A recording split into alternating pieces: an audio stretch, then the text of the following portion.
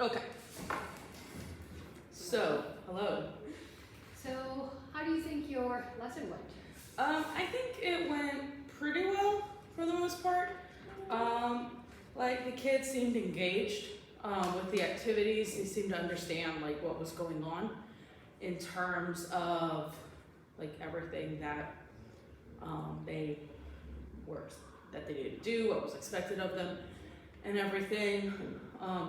The lesson seemed to flow pretty smoothly. I think like maybe scaffolding was something I need to work on, especially with like the ELL kids whose English isn't that great. Like the articles that I gave them were pretty basic, but you still come across, kids who might not know a word or several words. So that's like one thing that I wish I was a little bit more intentional about. And it was something I was thinking about, but when I was in the middle of the lesson, it just like slipped my mind to prep them with vocabulary from the articles. And so I think just giving myself a little bit more prep time with that would have helped those kids out more.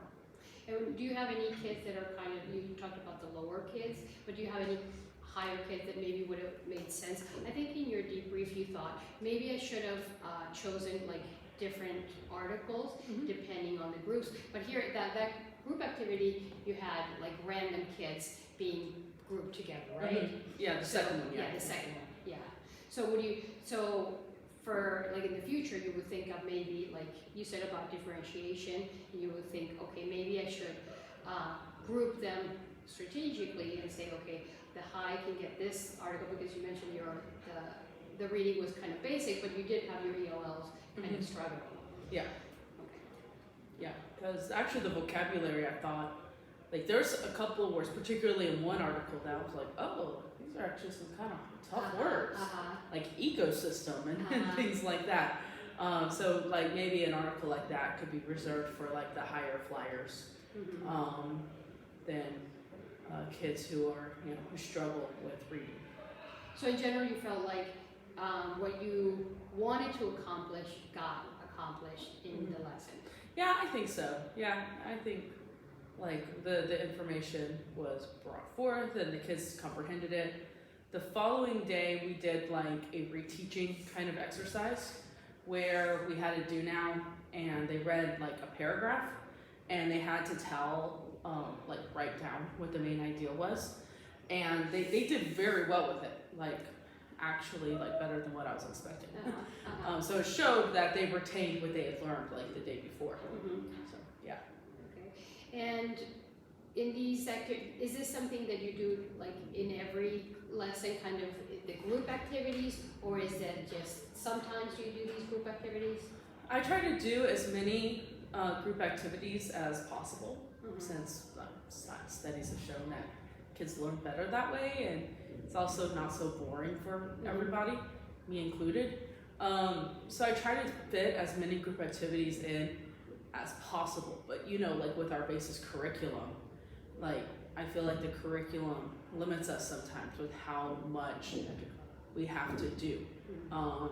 So I think with the amount of content we have to cover, I can't reteach as much as I want to and review as much as I want to, but I try my best. Yeah.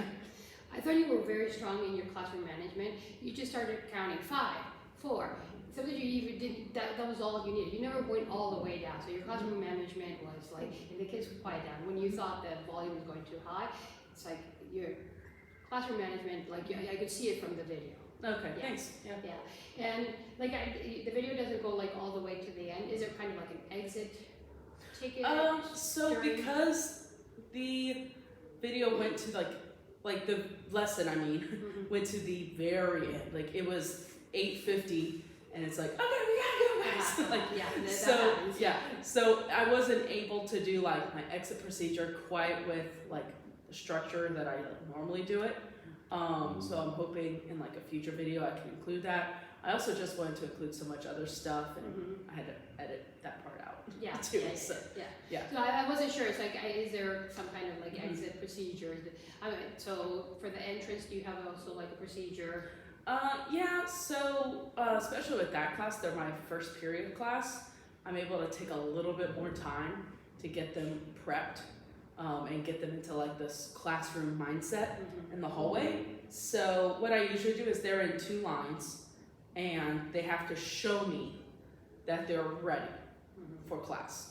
And how do they do that? And they do that by having a straight line, facing in one direction, making sure that they have their IDs on, making sure they have everything that they're supposed to have, and by not talking. And obviously the not talking part is the part that takes the longest.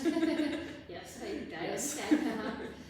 So they come in and they sit down. Do they have like a do now? Because, or how do you start your lesson? So it depends. So what I had in the video is how I started. Like we always start by talking about the CJ, like, hey, this is your homework, no assessment, or there is an assessment this week, whatever.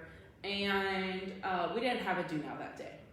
But if we have a do now, we'll start to do now. But otherwise, we just move into vocabulary.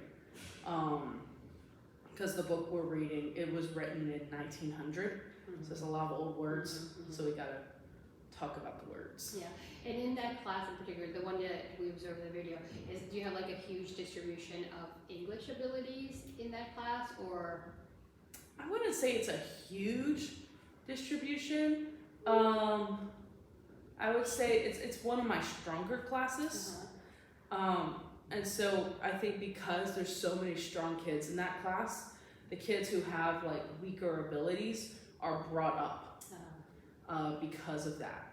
And so, so a couple of kids that when I first got back, who the teacher who had them before said, oh, this one's struggling, this one's struggling. They're actually doing okay. Like, they have like C's in my class. So they're staying caught up. Yeah. At some point during your video, you mentioned it was towards the beginning. You definitely kind of reminded them, and this is something for the comps. So you seem to bring up this big comprehensive exam. So usually, do you plan your lessons knowing like the objectives that are going to be kind of on? Yeah, I try to. I think you'd agree. It's hard to like teach when at a school where tests are so standardized, because it's like you're doing the kids like a disservice. I feel like if you don't prepare them for the test, and then yet you find yourself kind of like teaching to the test, and it's like, well, where do I morally stand as a teacher?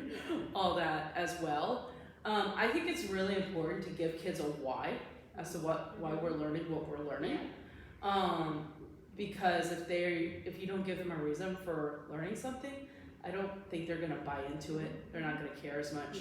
And so to be like, you'll see this on your comp exam, and it's just an important skill to have anyway when reading and even writing. Like I talked about writing in my video as well. But all those things I think help in terms of getting the kids to understand why we do what we do. Do you have in your lessons ever like kind of like a reflection toward the end of the class, or at some point where the kids kind of have to evaluate, okay, you know what, I put in the effort, or I feel like I know this much? Is there any kind of...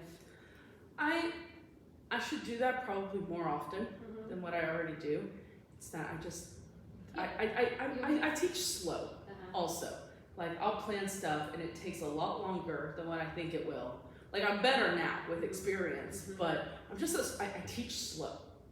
So like the other teacher who has one of the English 6 classes, I'll make like a whole PowerPoint for the week and give it to him, and he'll get through it much faster than I will. Is that something that bothers you? I don't care. Okay, I don't care. So the speed doesn't... Okay. No, it doesn't, because I want to be thorough and make sure everybody understands everything. So I'm not that bothered by it, but when I've tried to do like exit tickets or like reflections in the past, usually we don't have time. So I think I can incorporate those, but I have to be mindful of shortening something else or taking something else out.